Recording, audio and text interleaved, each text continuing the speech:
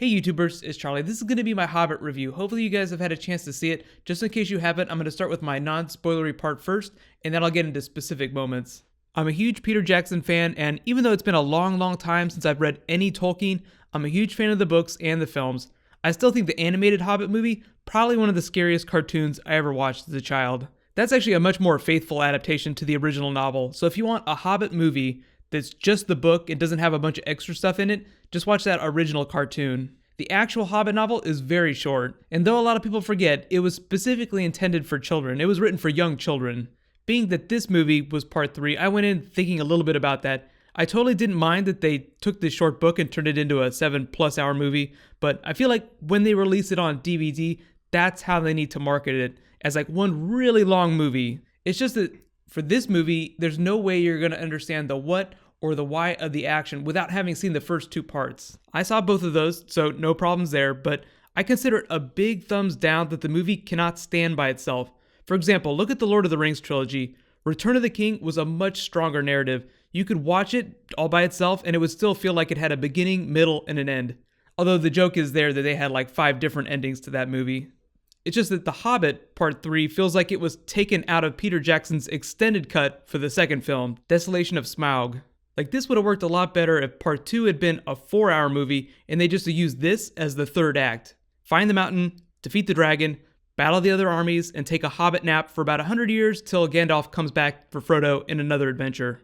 All those issues aside, this was classic Peter Jackson Middle-earth, which I totally love. Martin Freeman and Richard Armitage were amazing. They were the real stars of the film. Ian McKellen as Gandalf had a big role, as did Lee Pace, Evangeline Lilly, and Orlando Bloom.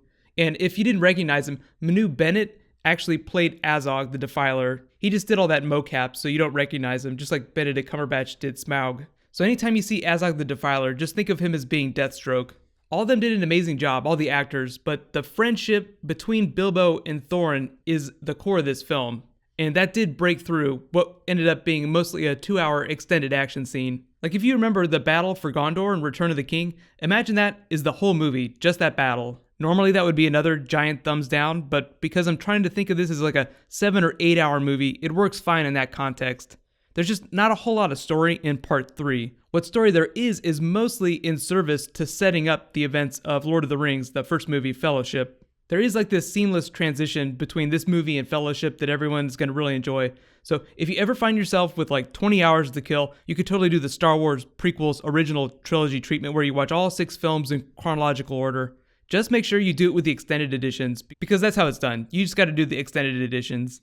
Overall, I give the film a solid B+ for the sheer weight of accomplishment in the fact that it works so well in this extended idea of like this 7+ 8 hour movie. I would have given it an A, but I did have to thumbs down for the lack of story. It just did not have enough to exist without those other 2 films. One thing to note though is all the bonus content that goes into building this world. Peter Jackson is one of the best people when it comes to bonus features, so I'm definitely going to be buying the extended edition Blu-rays. Hopefully they don't wait too long to release those. So now I'm going to get into my favorite moments and do a much more detailed analysis like in my top 5, so just careful for spoilers if you haven't seen it yet. So starting with top 5 moments, number 5, Bard kills Smaug. This definitely should have been the end of the second movie, but it was such a huge deal and it tees up an almost Return of the King type moment where Bard takes leadership of Dale. In the canon, he actually did become the first king of what you would call New Dale in the events following the movie, so they really are trying to mirror a lot of the beats in the original trilogy.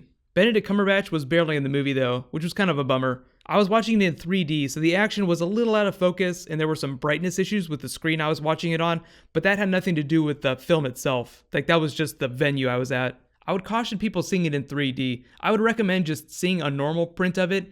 IMAX would be awesome too, just try to avoid 3D. The only thing about this that slowed it down was the child, like his son. I understand why they included him in the film. They could have cut him out, but this is a story written for children, so they want to make part of the film for children too, so they have to have a child do this big action sequence. It just, whenever he's on screen, it just really slows things down. Number 4, Thranduil versus everyone. Lee Pace was so awesome at being a dick in this movie. He's like the ultimate emo elf. If Martin Freeman flipping people off behind the scenes in his Bilbo makeup isn't enough to crash Tumblr, Lee Pace in Thranduil makeup will finish the job. Seriously, I have seen more Tumblr posts on Thranduil than anything else ever. It's like you have the Lee Pace fandom crashing into the Lord of the Rings fandom, and it's just going crazy. In terms of dramatic arc, there's not a whole lot for his character in this movie other than to tie up a minor story that they teased in the prologue of the first film, get back the gems of pure starlight. This actually, though, is one of the most interesting things in the movie that they don't mention, like one of the biggest Easter eggs I saw. So the conflict that Lee Pace is seeking payment for is based on this ancient conflict, this ancient feud between the dwarves and the elves. That goes all the way back to King Thingol. He was actually the first Sindarian king. That's the group of elves that Thranduil belongs to. Thingol was like the high king of the elves, of the Sindar elves. There's a lot of different groups of elves. Most of them have their own cultures. They're mostly delineated by the big three groups, but it gets way more complicated than that. The reason that the dwarves were feuding with the elves was over matter of payment for this really famous necklace called Naglamir. It was made of those white gems of pure starlight. The dwarves constructed it, and then later Thingol, High King of the Elves, had one of the Cimmerils added to it. It ended up becoming like the finest example of dwarven craftsmanship in that age. I think it was the second age when it was crafted, maybe the end of the first age. I know everyone's asking about a Cimmerillion TV series. I'll address that at the end of this video. So the dwarves felt like they didn't get fair payment for that fine craftsmanship. Thus the feud began. They went back and forth, and then finally Thranduil ended it when Thorin was dead. When Thorin died, he left the mountain with his payment. That's like the super short version of it. Number 3, Bilbo and Thorin. They are like the emotional core of this film. I would argue the most important part. If not for them, there would have been no movie. Martin Freeman and Richard Armitage were just amazing. Thorin going crazy was a lot of fun to watch. I kept wondering how far they'd push it. Like how far over the top they'd make his hallucinations. I will say that the gold sucking him under was pretty trippy. I did laugh a little. It did get a little silly, but so much fun watching their back and forth, especially before Bilbo decided to tell him about the Arkenstone. The connection between them didn't quite reach the level of Samwise and Frodo, but they are like the Samwise and Frodo of this movie. Number 2, Galadriel defeats Sauron. This was almost a tie with my number 1 moment. Back when the second film had already come out and Peter Jackson had started talking about part 3, he said that we get to see Galadriel lose her shit. Imagine that being said with Peter Jackson's voice. It just sounds so funny coming out of his lips. The CG action was just a little too crazy, a little too incoherent. Just them fighting the Nine. It was just a little too weird. So out of that whole sequence of events, I just zero in on Galadriel and Sauron. It does give you a good sense of the scope of her powers, and just to give you something to compare to, the Elven Rings of Power, the 3 that were given to them by Sauron, Elrond is the keeper of the most powerful one. He's still not as powerful as Galadriel. She also has one, and Gandalf has the other, which I think is kind of funny. Thranduil, last king of the elves, does not have one of the Elven Rings of Power. They don't make a big deal about it in the movie, but the rings do have power. They do enhance their abilities. But they all have different properties, and Galadriel is still the most powerful person on Middle-earth next to Sauron. For those that are wondering about the rings after the fact, there were 20 rings created in total, but when the one ring was destroyed in the fires of Mount Doom, all the power faded from the other rings. And my number 1 moment, the transition from young Bilbo to Lord of the Rings Bilbo. This was not like the most eye-gouging, intense moment, but the way Peter Jackson cut the film just makes it fit so perfectly on your bookshelf and fit into this context of marathon viewing. I feel like the idea of the marathon watch is such a big deal today that the way people edit films now, these big trilogies, is going to fit into that much more. It's like this one continuous narrative with no significant act breaks. You could watch all 6 films and they'd be seamless. It works really well for these kinds of epic fantasy series that you're meant to reread and rewatch several times, which I will totally begin doing now. Let me know though, what was your favorite moment from the movie, and here's my big question for you guys. Would you like to see them try to adapt the Silmarillion as a TV series?